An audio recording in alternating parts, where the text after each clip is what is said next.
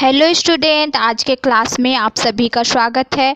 तो आज का हमारा टॉपिक है वाक्य कि वाक्य किसे कहते हैं, वाक्य की परिभाषा क्या है और वाक्य के प्रकार कितने होते हैं, भेद कितने होते हैं, अंग कितने होते हैं। तो आज हम वाक्य के बारे में पढ़ेंगे। तो वाक्य क्या है, पिछले कक्षाओं में हमने पढ़ा था कि शब्द क्या है। तो वर्ण और वर्ण मिलकर के शब्द बनते हैं। तो वाक्य शब्द और शब्द मिलकर के वाक्य बनते हैं। सबसे इजी में हम कह सकते हैं कि शब्द और शब्द मिलकर के वाक्य बनते हैं।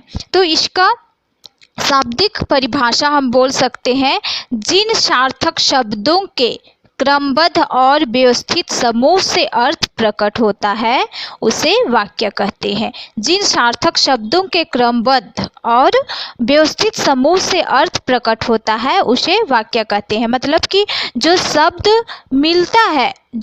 मिलता है और उससे अर्थ प्रकट होता है, मतलब उसका अर्थ निकलता है, वही क्या है, वाक्य है।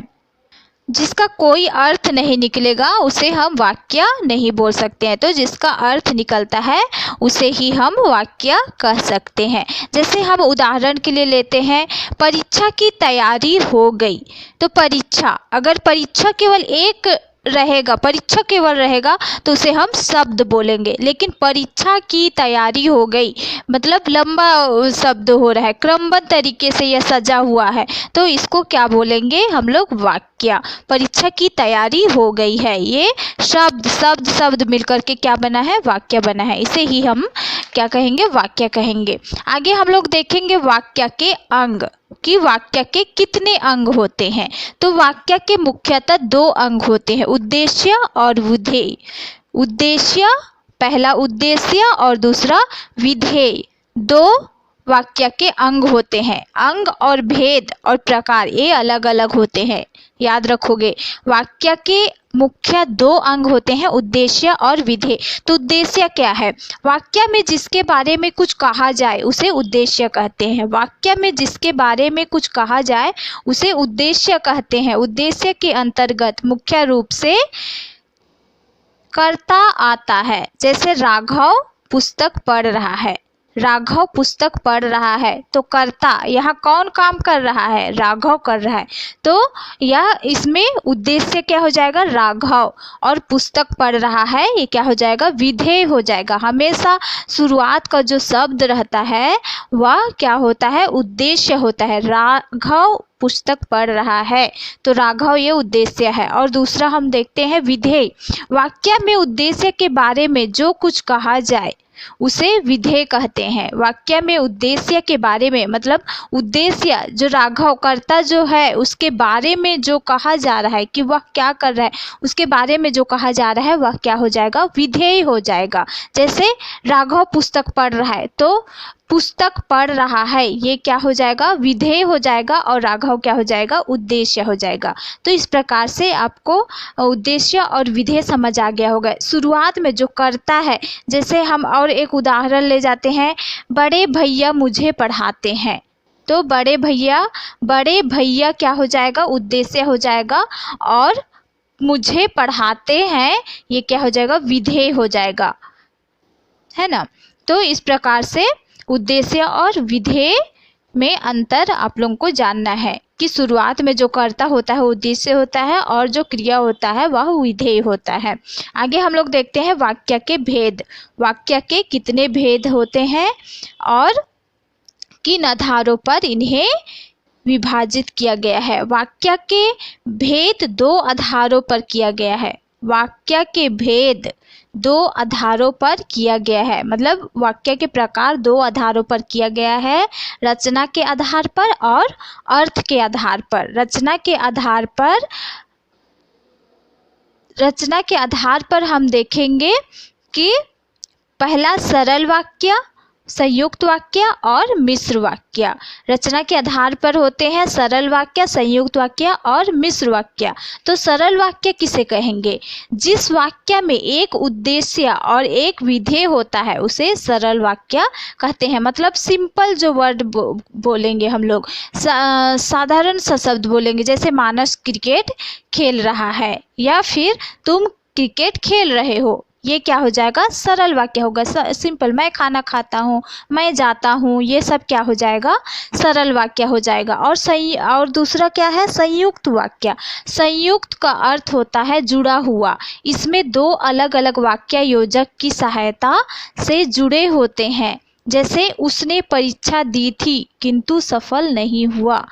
उसने परीक्षा दी थी किंतु सफल नहीं हुआ। तो पहला वाक्य क्या है, उसने परीक्षा दी थी, और किंतु क्या हो जाएगा, ये जोड़ रहा है, दो वाक्यों को जोड़ रहा है, सफल नहीं हुआ।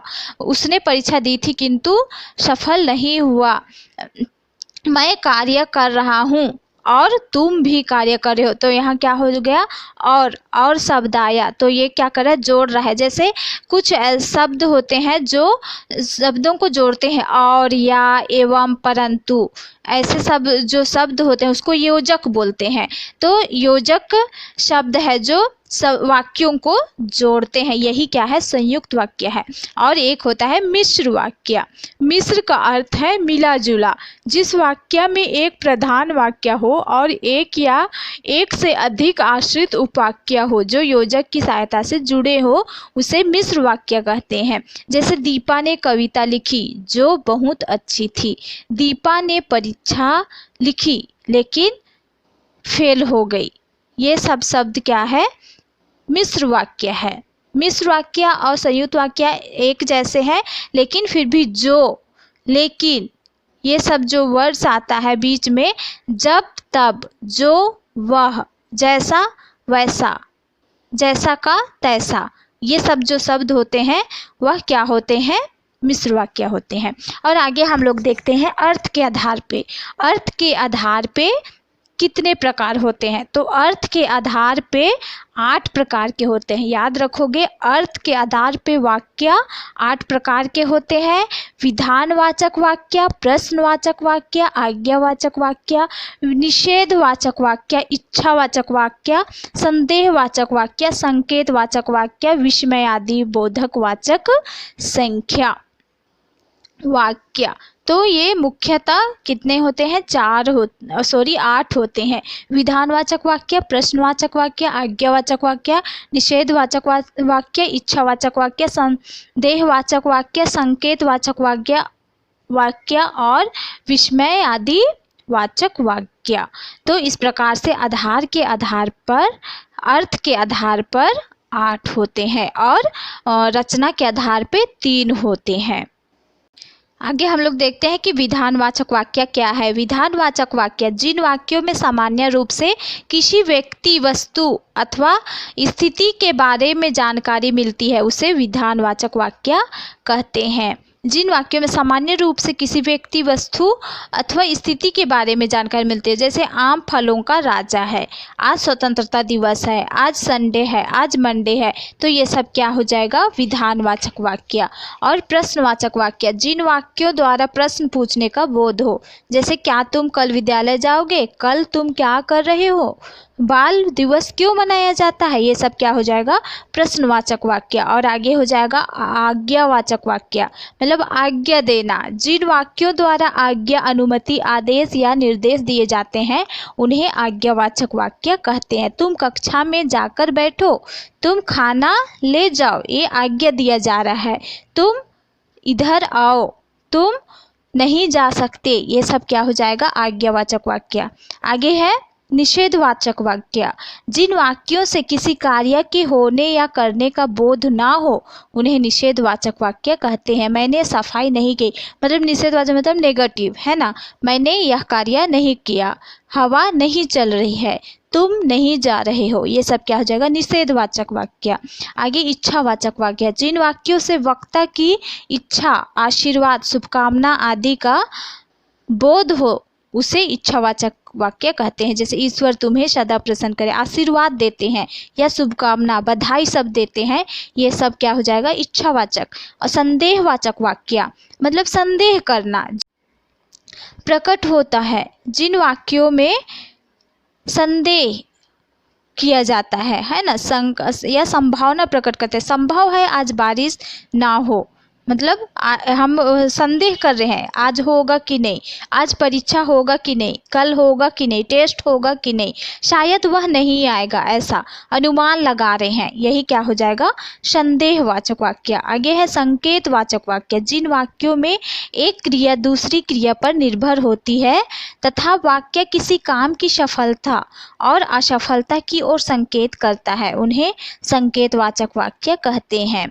यदि वर्षा होती तो फसल खराब ना होती। संकेतवाचक मतलब संकेत दे रहे हैं, क्रिया दूसरी क्रिया पर निर्भर करती है, किसी काम की सफलता और असफलता की ओर संकेत करता है। मतलब यदि तुम जल्दी आते तो ऐसा नहीं होता। जैसे डॉक्टर को हम बोलते हैं कि डॉक्टर आप थोड़ा जल्दी आते तो यह नहीं मरता, या मैं यदि आज वहाँ गया होता तो और अच्छा होता। इस तरह का वाक्य जो होता है वह संकेतवाचक वाक्य होता है।